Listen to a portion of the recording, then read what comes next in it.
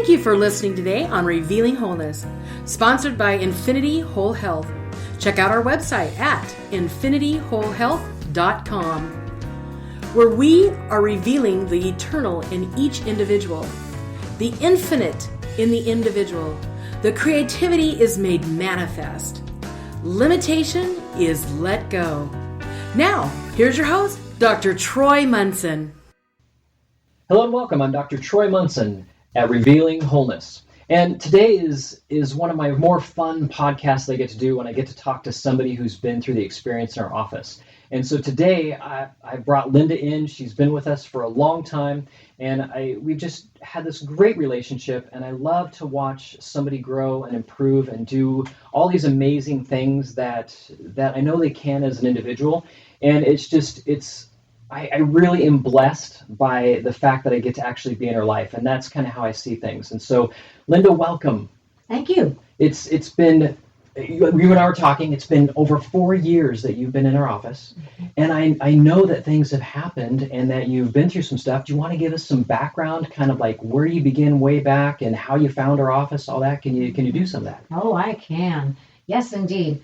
I've been on a long journey. The year before I came to see Dr. Troy, I separated from my husband of 43 years. And that was hard. I somehow felt I needed to separate from my kids as well. I asked a friend to help me, and she wasn't a friend. She betrayed me in a number of ways and led me down a path for a number of months that was really tremendously hard to recover from. Yeah.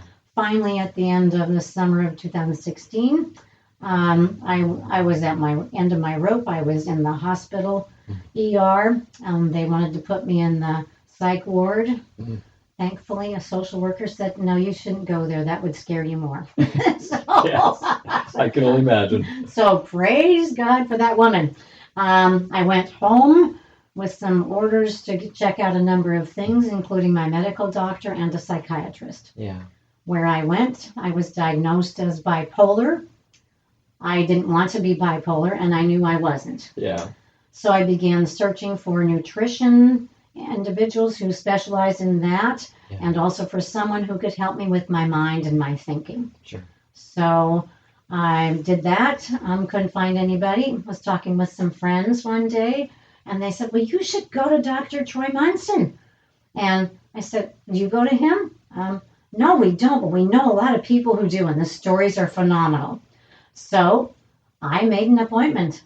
Wow, that's amazing. Yeah. And so they didn't even see me, but yet they referred you in. Yes. That's yes. awesome. Mm-hmm.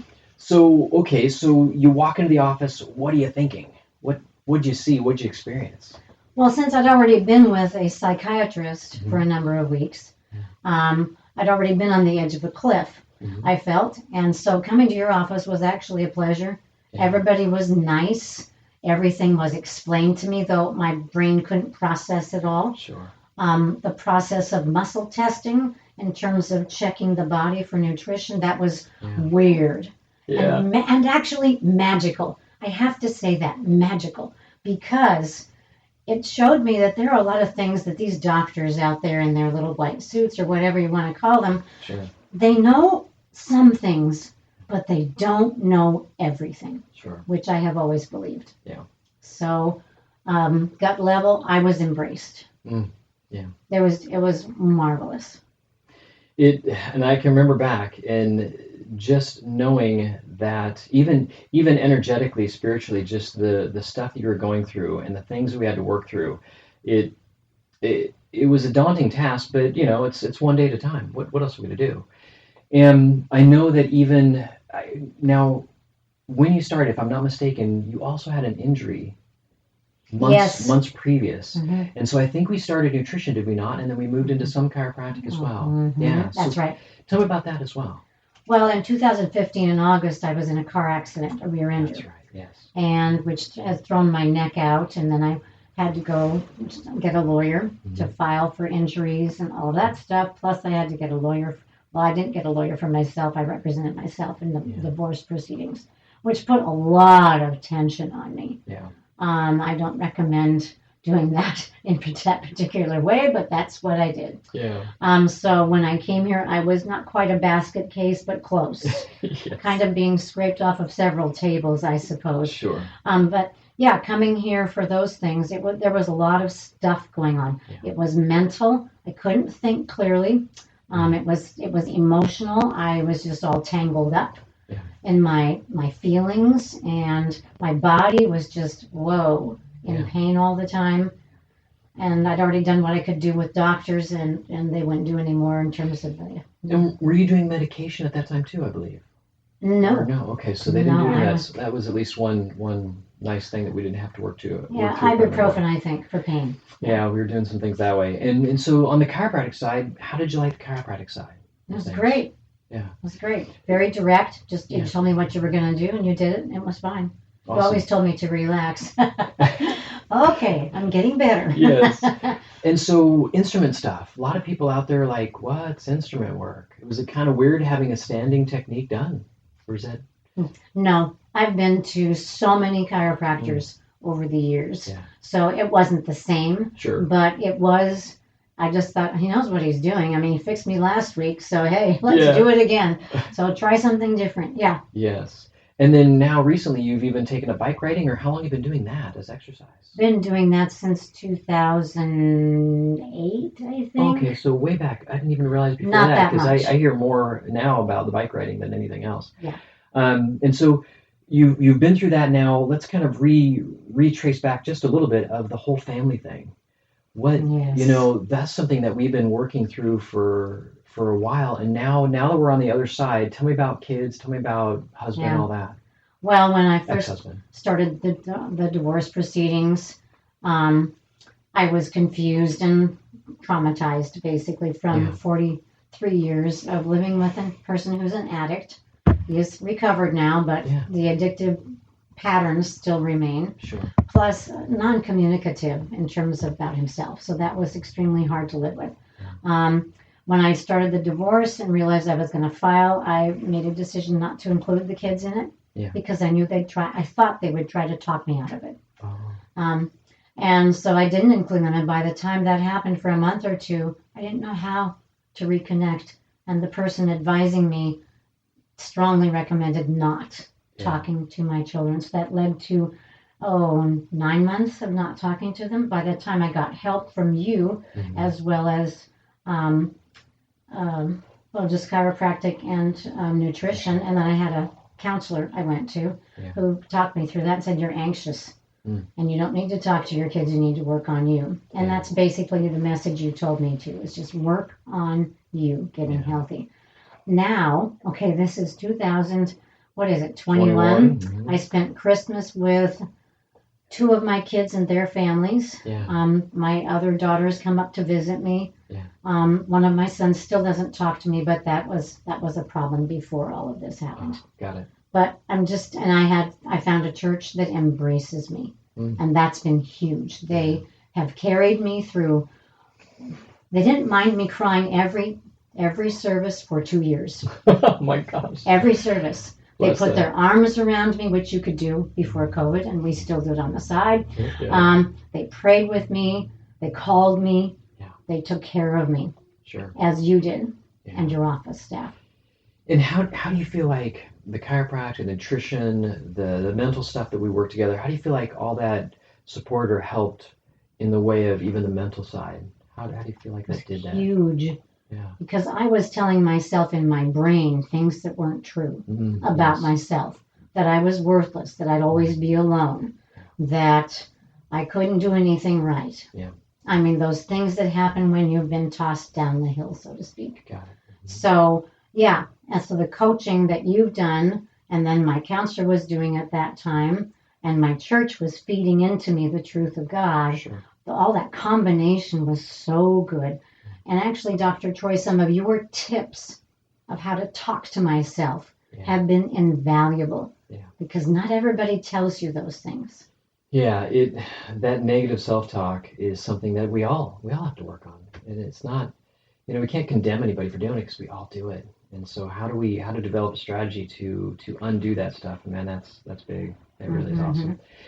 And, may I add one more thing? Please. I have reconciled with my spouse. Not that we're going to be married again. Sure. But we can be in the same room together. Yes. We can talk on the phone together. We can work around our grandchildren together. And that is huge. And I have to say that because for most people, that doesn't happen. And I want to kind of fill the listeners in a little bit on some things that, and if it's okay if I may add, that, I mean, when you didn't talk to your kids, they were not very pleased about that, if I remember right.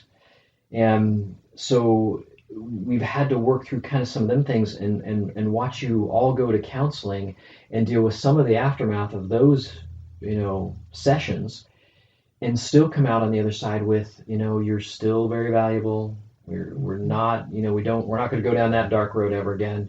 That door is closed. And so, but it's made you stronger and be able to deal with that too, is it not? Oh, yes. Yeah. In fact, last night, my kids in Bonnie Lake brought me a sofa. Nice.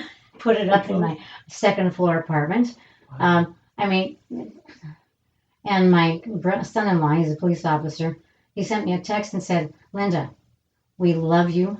We care for you deeply. And we want you in our lives, every bit of it. That was only, what was it? September we started going to counseling together. Sure. Yeah. Anything else that we can wrap up about family before we go into maybe some difficulties in the office and things that we want to talk about? Oh, goodness. Or do you feel like you kind of have spilled everything you want to spill? I think so for right now, yeah. Family stuff is hard to get through, but I have to remember to tell myself that God is the author and finisher of my faith and my walk, not my kids. Yeah. They will probably never be my best friends. Yeah. And that's okay. I have best friends. Sure.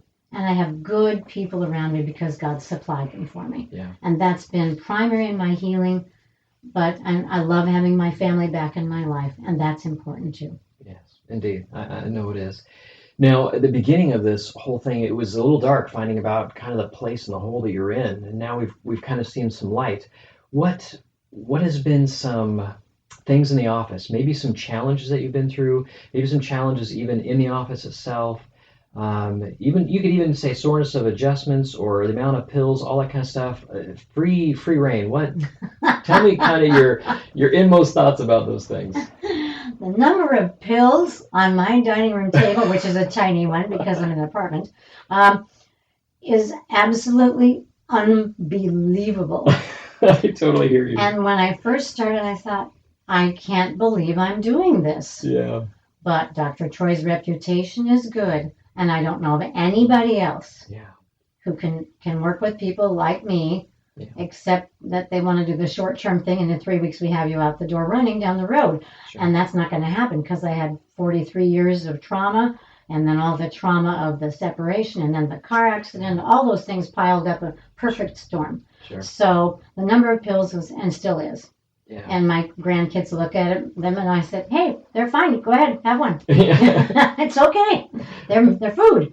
It's okay. So that was hard. The money part was hard because I was living on a very fixed income, hadn't gotten my settlement from the divorce in terms of an amicable division of assets. Yeah. And I was scraping by. But that's okay because I grew up that way. Yeah. I knew how to penny pinch.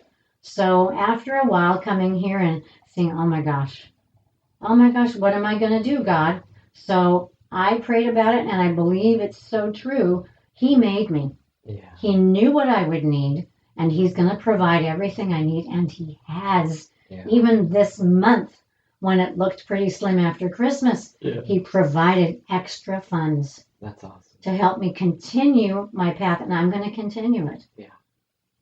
Because it's important. I'm important. He says I'm important. Yes, and you are worth it. And that's true. I totally agree. So tell me now, energy. You're working. It doesn't cause you problems. You can interact with people. You're stronger. Tell me all those things. Oh, my goodness. What a journey. In 2017, I was still kind of a basket case. A little bit. Yeah. Okay, dragging myself in, texting Dr. Troy, which he lets you do, which is wonderful. Yeah. So I was dragging myself, and finally by summertime I thought, I should go volunteer at the school. So I did that for a year, but at the end of that year I thought, I want more. Sure. So I applied for substitute teaching because I'm a retired teacher. Did that, And then this summer, of course, and fall, spring, we had nothing Yeah. for jobs. So